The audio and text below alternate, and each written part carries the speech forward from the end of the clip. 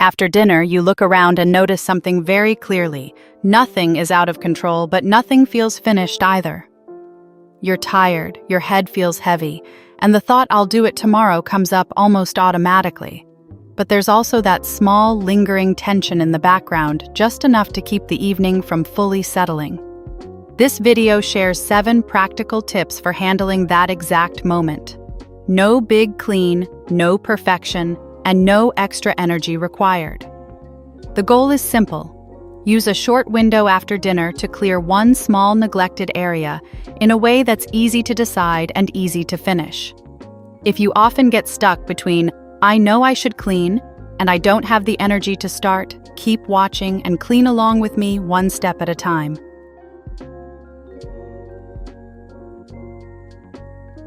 First, forget the idea that you're cleaning the house. After dinner, that thought is like standing at the base of a mountain and telling yourself you need to climb the whole thing when your legs are already tired. What you need in that moment isn't motivation or a plan, it's one solid place to put your foot down. So instead of scanning the entire room and feeling overwhelmed, choose one small, neglected area. Just one. A dead spot in your home that you can handle, and then stop. When you're tired, your brain isn't built to process large spaces. The wider the area, the heavier everything feels, and the harder it is to decide where to begin. That's why "I'll just tidy a bit" almost never works. But give your brain a small area with clear edges and it switches gears. It knows what's inside the frame, and just as importantly, what's not. It's like checking off one clear box on a to-do list instead of staring at the entire page. You're no longer negotiating with yourself, you're simply doing the next obvious step. The best areas to choose are the ones that don't demand your attention every day. A decor shelf you haven't touched in weeks. A temporary drawer that's been temporary for months. A corner of the table where things land because there's no clear home for them. These spots don't actively interrupt your routine, but they quietly add mental noise. You notice them in passing, and each time your brain registers another unfinished loop. When choosing your spot, I use 3 very practical rules. It has to be small enough that you can realistically finish in about 20 minutes. It should be rarely used day to day, so pulling everything out doesn't disrupt your evening. And it needs to be safe to leave spread out if you need to pause, meaning your life can continue normally, even if the area isn't perfect yet. Choosing the right spot is like taking a shortcut. It's not a long distance, but it's enough to feel movement. And once that spot is chosen, there's a slightly uncomfortable next step that most people skip, even though it's what determines whether this actually works or not.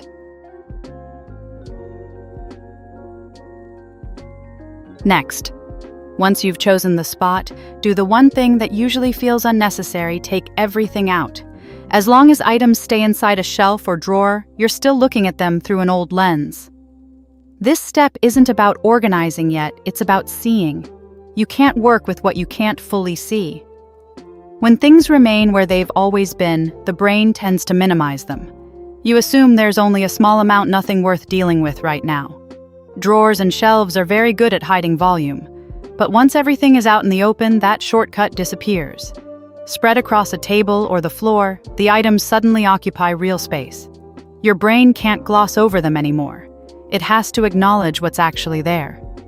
This is usually when the quiet surprises show up.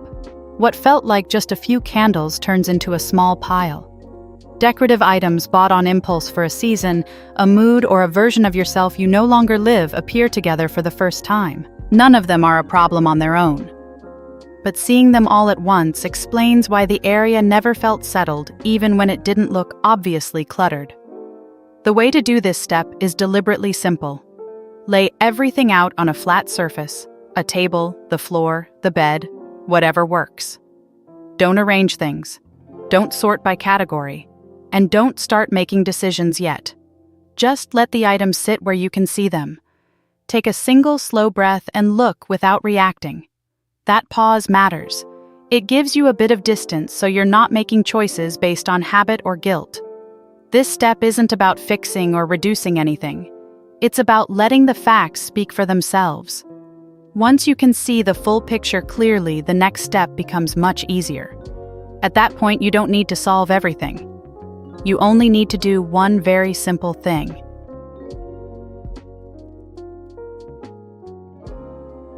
After that, this is where the process needs to stay blunt and practical.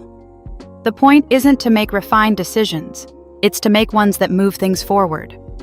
When you're already low on energy, this is not the time to negotiate with yourself. You're setting direction, not final answers.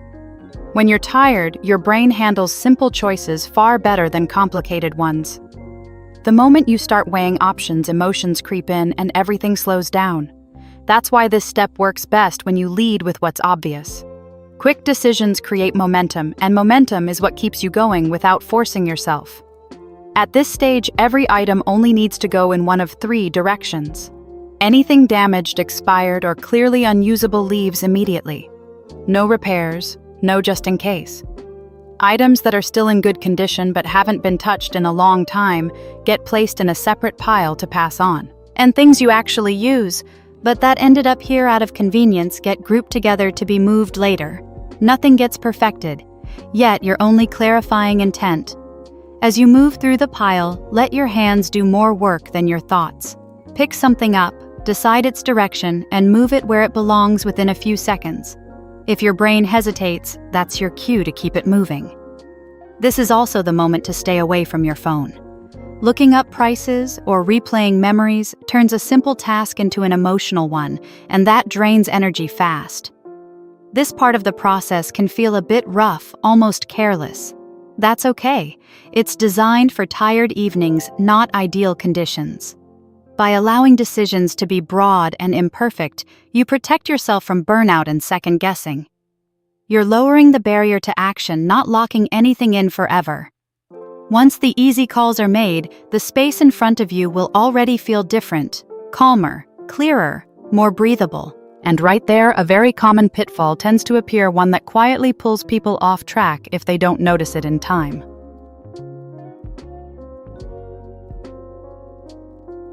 Next, this is where a lot of people lose momentum, not because they don't know what to do, but because they aim at the wrong target.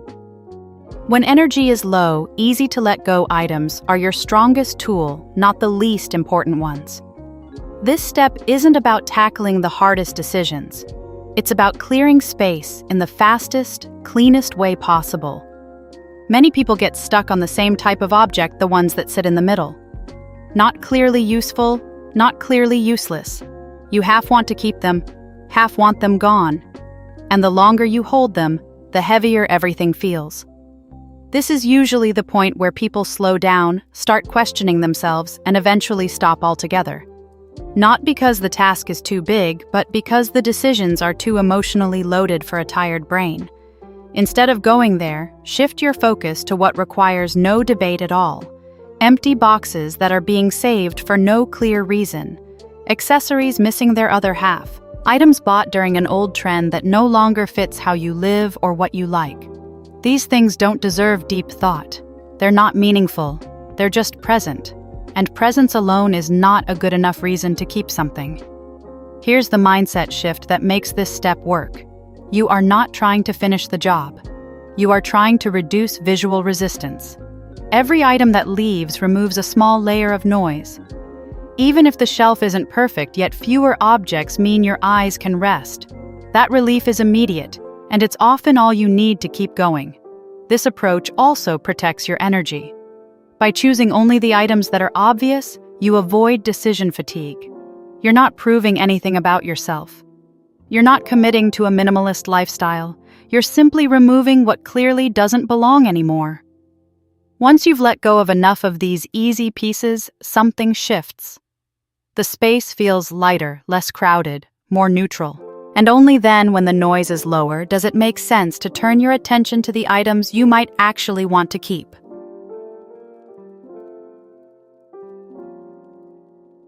Now the focus shifts to what stays. This is where many people slip back into autopilot, returning items to their old spots simply because that's what feels familiar. But good storage isn't about history. It's about how you actually use something today, not where it happened to live before. Most original spots exist for very ordinary reasons. Something was placed there because it was nearby, or because that's where it fit at the time, or because you've always done it that way. Over time, those choices turn into habits, even if your life has changed. When the way you live shifts, but the placement doesn't clutter starts to creep back in without you noticing. This is why grouping by function matters more than keeping things in their old locations. Seasonal items work better when they live together, separate from everyday decor. Candles you light every week shouldn't be buried behind objects you touch once a year. When items are arranged based on use, you don't need to remember where things are. Your body naturally reaches for them. The simplest way to do this is to ask one clear question for each item. When do I actually use this? Not where it used to go, not where it looks nice, just when. That answer tells you more than any organizing system ever will. Items used often earn accessible spots. Items used rarely can move further away without causing friction.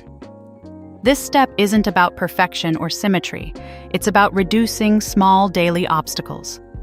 When things are placed according to function, tidying up becomes easier because it matches how your day already works. You stop fighting your own habits and start working with them. At this point, the area usually looks much calmer. There's space, there's clarity, and that's exactly when many people make a familiar move. They pause, feel pleased, and decide they need better containers to finish it properly. But that's a decision worth slowing down for, and not one you need to make yet.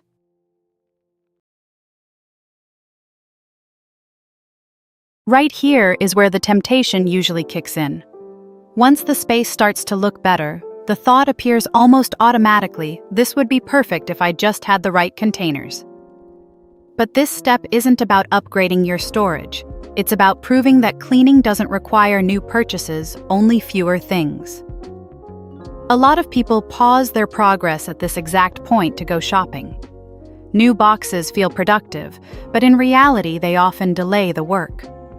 A prettier container doesn't solve excess. It just hides it better. If the volume stays the same, the space will fill up again no matter how nice the box looks. Instead, work with what's already around you. Shoe boxes, leftover cardboard containers, spare kitchen trays, anything that can hold and separate items temporarily is enough. These aren't permanent solutions and they don't need to be. Their only job is to give structure to what remains without adding more stuff to the equation. This is where the mindset shift matters. When you own fewer items, order happens almost on its own. But when the quantity is too high, even the most beautiful storage ends up crowded. The goal here isn't aesthetic satisfaction, it's ease. If you can see what you have and reach it without effort, the system is working. By resisting the urge to buy something new, you keep the focus on reduction instead of rearrangement. You also avoid turning a simple evening reset into a future project that may or may not happen. And once you've done this, there's one last thing that makes or breaks the entire process: knowing exactly when to stop.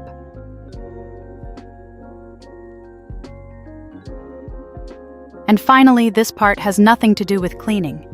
It's about knowing when to walk away. By this point, the space is already better than before. The danger isn't unfinished edges, it's the impulse to keep fixing. When you're tired, pushing further doesn't lead to progress, it leads to scattered effort. A tired brain doesn't benefit from just a bit more. Without a clear stop, it keeps scanning for the next problem, and suddenly the calm you created disappears. This is why many people end a cleaning session feeling worse than when they started. Not because they failed, but because they never gave themselves an ending. So when your chosen area is done, let that be enough. You might notice the next drawer, the next shelf, the next corner calling for attention. That awareness is normal. Acting on it is optional. Instead of opening it, acknowledge it and move on. If it helps, leave yourself a short note another time. Not to plan, just to let go. The only rule that matters here is this: end on purpose. Close the drawer, put the remaining tools away, step back. Even if things nearby aren't perfect. Even if part of you wants to keep going. Stopping deliberately protects the progress you've made and keeps the experience positive. When you finish this way, you don't just leave the space cleaner, you leave the evening lighter. And that's what makes this approach repeatable. Not because you did more, but because you stopped at the right moment.